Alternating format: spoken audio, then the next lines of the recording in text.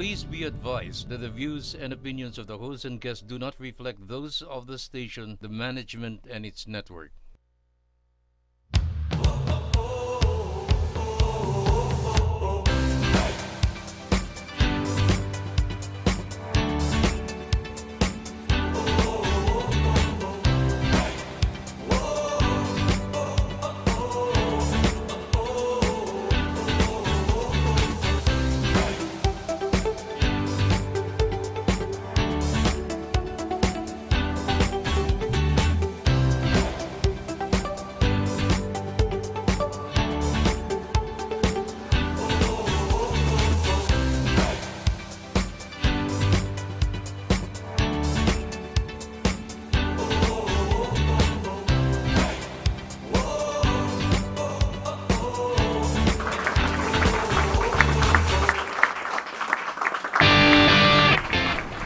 What's up, Millennials? Welcome to another fun-filled episode here on MTV. Pero bago namin umpisahan ng lahat, gusto namin magpasalamat sa support nyo. Even though na wala pang 1 year ang MTV, talagang nakikita na namin nag-grow na ito. Marami pong salamat sa inyo and yung support po ninyo. Please keep on supporting Millennial TV and you can catch us every Sundays, 8 p.m. here on Golden Nation Network, GNN GSAT Channel 1. Also follow our YouTube channel and Facebook page. Just search GNN Millennial TV. At para maumpisahan na ang discussion of the day, we have our Real Talk Master, Emmy Buendia, to introduce the rest of the MTV crew. Thank you so much, Cha. Grabe, wala pa tayong 1 year, pero it feels like ang tagal-tagal na ng show. Like, this is episode 30, if I'm not mistaken. But, you know, so much have changed. We have learned so many things from the previous episodes. So, I am very, very excited for another episode na naman na pag-uusapan natin ngayon. Of course, kasama pa rin ang ating MTV crew. Let's start with ang ating tribal chief, walang iba kundi Waki Mendoza. Yes. Go, Waki! And then of Dapat course, meron na tayong mga sound effects na by episode 31. Alam mo yun, yung parang sariling intro.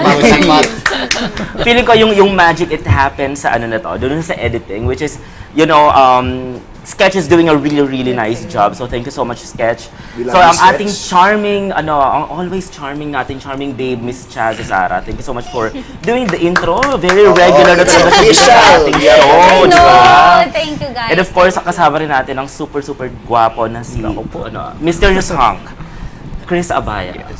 Napaka-mysterious. Mysterious Hunk talaga. And Bagong very, gupit, si Papa Chris. Yes, I love it. Yung hair doon na talaga, every episode, medyo nag-iiba-iba. May mga beard, minsan nawawala. Minsan kulot. True. Pero ito, I'm very excited kasi nakasama natin siya last episode. But right now, ano ba pseudonym niya? I think regular na siya eh. Isa siya sa mga parang feeling ko, Yes. May pseudonym na ba to? Pseudonym na siya eh, di ba? Or parang basta something sexy or something like that. So parang hot. But let's just name her kasi excited talaga ako. Miss Ella. Kailan na yung pseudonym? Siguro Ewan ko, No, ayahan natin no, dito no, kay no. wala pa kasi si Vilka. Vilka, get well soon, okay? And thank you again for tuning in dito lang sa Millennial TV. This is our time. Pero may medyo pseudonym na matagal siya. yun, ah. Ang dami. Pero sabay-sabay. Sabay-sabay in fairness. Meron na Dito siyang lang sa- pseudonym, di ba? Nabanggit mo. Yun nga eh. yung pseudonym? Ano? Persian Yeah, Persian princess. princess. Ayun. Correct. Yeah, buti Pwede pa ba? yung Bagay ating ba? cameraman na Sobrang perfect yun. Di ba may Bagay. video game na Prince of Persia? Yes. Yes! Wow. Actually, ano siya, Oo. movie eh. Ako naman yung Movie rin princess. siya. I think Princess it's of a Persia na game lang. na naging movie. So, Yes. welcome So, officially Thank to you. our Princess of Persia Nagiging or regular Persian na nga. Princess. Persian princess. Ito din. I love it. Thank you. Asan yung corona ko? May Yeah. tiara. Yeah. Ano ba topic natin today? Ay. Well, Wow. I Let's get think to it's it. something na parang very relatable sa mga millennials din, especially may kasama tayong new girls sa show, di ba?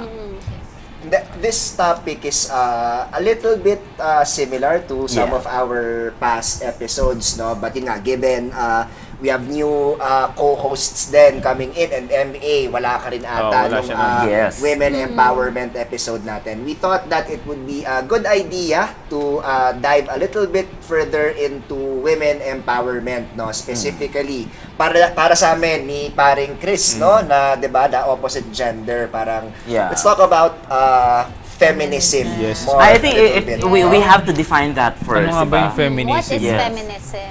Is it about gender equality ba? Or is it about taking over masculinity?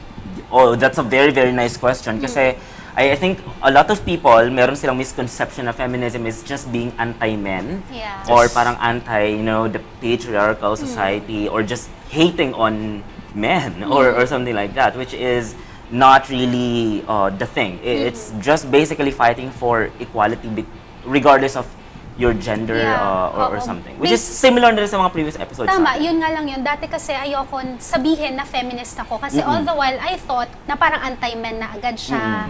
Thinking na I have lots of guy friends, ganun. So feeling ko dati, hindi pa ako masyadong nag-aral about feminism. But I've learned na it's all about the equality of men and women lang naman talaga. Yeah. And coming from the past, like looking at history before, it was a very men kind of ruled the world, Yes. and women were always at home taking care of the children or Yeah. doing things like that. So living in the century that we are living right now, I'm very proud to say that everyone's looking into being equal, Yeah. to all genders. We're recognizing how talented women are, how capable women are. We're placing women in situations, in workplaces Correct. where we are thriving, and it's like, and hopefully there's no way but up for Yeah. women. That's what we're hoping here. I think it's good that we're talking about this because yun nga, may mga tao na iniisip nga nila, if you're a feminist, there's a stigma na parang napaka-hater man ito or parang, Sobrang ano pinaglalaban woke nyo? mo naman, Yeah, ganon. woke mo naman. O kaya naman parang, why don't you just fight for equality? Or why don't you just fight for parang both men and women should have the same equal rights? Which is basically what feminism is all about, diba? Like, how about you, Chris? Like, what's your take on feminism? Do you find it parang OA or... May part na parang medyo over na ganun. Kasi Yeah. kasi 'di ba? It is what it is, 'di ba? May mga bagay talaga na talagang ang kailangan lalaki talaga. Yeah. Yeah, like for example, yung mga makikita mo sa streets, yung mga nagtatrabaho, mga lalaki. So, madalas sila yung mga prone sa accident yan. Gusto mo ba i-equalize yun, 'di ba? Correct. No, I get you on that, How about you, Ella? But then I think that being a feminist or living in a feminist world is that providing the equal opportunity. Like it should be the decision of the woman Yes. to say, I don't want to do that. Like I'm not capable of doing that, or But then still have the opportunity to decide. I think before it was matik na eh. Yeah. Kung, ay, gawa ng lalaki to or lalaki lang may kaya Yeah. nito. But Before, then- women are not even allowed to and vote, di ba? Exactly. Like there were countries like in the Middle East. Yeah, correct. Just recently, women are allowed to drive. Yes, Yeah. exactly. We are more than capable of driving a machine, and we're feminists around the world are fighting to prove to the society is that we are capable of doing that, and we deserve the equal rights Yeah. to be offered to do these things. Yeah. So I think that's the important Correct. part. No, it's very good that you both pointed out something na I think that's what make this discussion interesting because to Chris's point of view kasi na parang let's admit it, like there are a lot of things na mas kumbaga parang Mas kailangan ng skill set ng lalaki. yes, yung or capabilities especially in nila. terms na parang it's very hard to do or kailangan ng bonggang strength Kailangan ng or muscles. something, muscles or Muscles ni something. Joaquin. And but to your point of view naman kasi, it's okay not just open the opportunity if like ako I'm working in the mining industry which is predominantly ruled by men. Which is sometimes when I see women, like wearing the hat, yung pang engineer, parang feeling ko parang sobrang bilib ako. Kasi parang, Parang wow. astig di ba? May nasasakyan niya ako mga taxi drivers or ano ba tayo yung mga grab drivers. So babae. And I'm so surprised. So para sabi ko, parang it's very ngayon, seldom. diba? No? Parang Ang dami 1 out of drivers. 100. Oo. Even angkas, yung mga nasasakyan ko na mga motorcycle, mga babae. And it kind of makes you proud, no? Right. Like, I'm so proud because before we had so little opportunities to get what we want and do the things that we wanted. And now, it's like, okay, there are women drivers, there are women who are Yes. mining, there are, like, even in sports and things like that, like, we're giving the opportunities to participate, which is what feminism is all about. You know, it's not about like, oh, only men can do it, we hate men, like, you know. It's all about that. It's not that. It's like we think we can do that also, so give us the chance to prove ourselves. Yes, meaning to say, kaya din naman magkaroon ng title ng mga babae. Yes. Right. How about you, Right, Waki? si Waki. Si Waki naman, parang madami na siyang naiisip at gustong sabihin. It's your turn. What's your view on feminism? I just wanna circle back. You're right. I think one of the biggest myths that people say about feminism is that it is anti-men. And ako kasi back in university and back in school, during our literature classes, doon ako maraming nakikitang mga authors or mga playwrights or mga songwriters na apparently they were feminist pala. Yeah.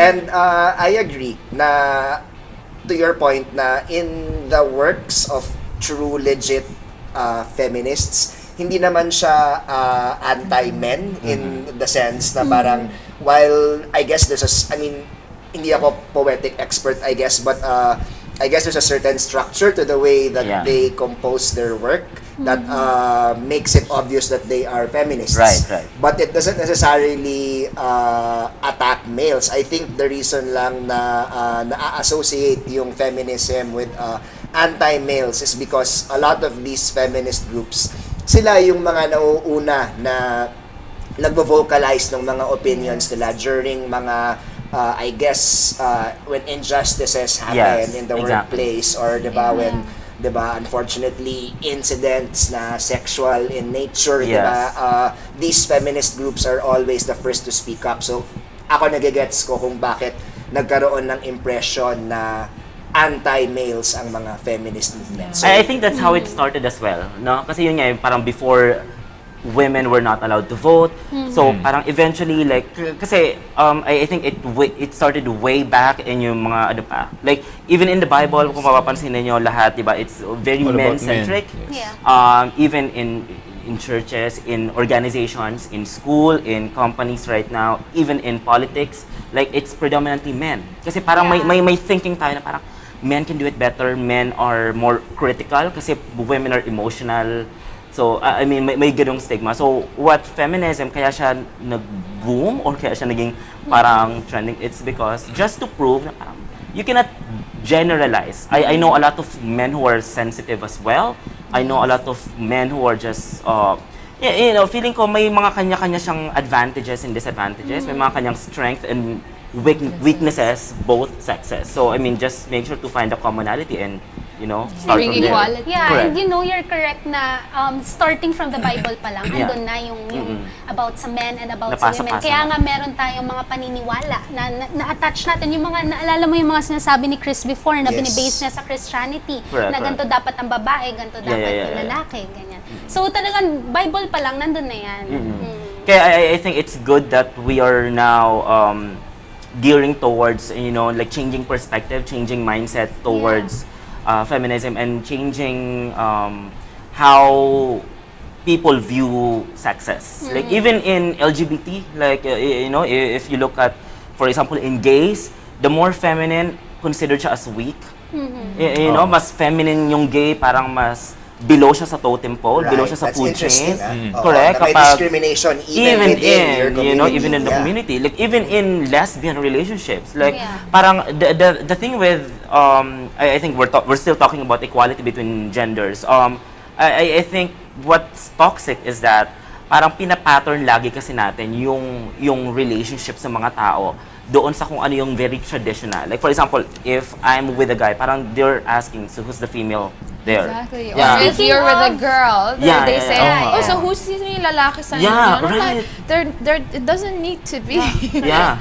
Speaking of LGBT, tingnan natin yung ano yung nakalagay dito. Oh, yeah, I like I like it. It's so cute. I have an ensemble. I think it's going to be like a continuous fight for equality because you know we here in the Philippines we are tolerant but not really that accepting. You know, there are things that we should like We can change. push forward and fight for pa. Yon, di ba? And a lot of people say na parang ang OA pagdating sa feminism and things like Yeah. that. But then we're just like activists who are passionate about Correct.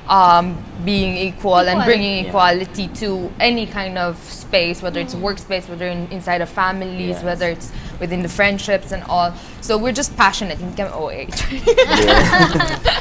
Ayan, kaya kayong mga millennials, ano ba ang view nyo tungkol sa feminism? Gusto naming malaman ang mga sagot nyo, kaya mag-send lang kayo or mag-comment sa aming Facebook page doon sa mga post namin. Ayan, so marami pa kaming pag-uusapan sa pagbabalik ng Millennial TV. Okay.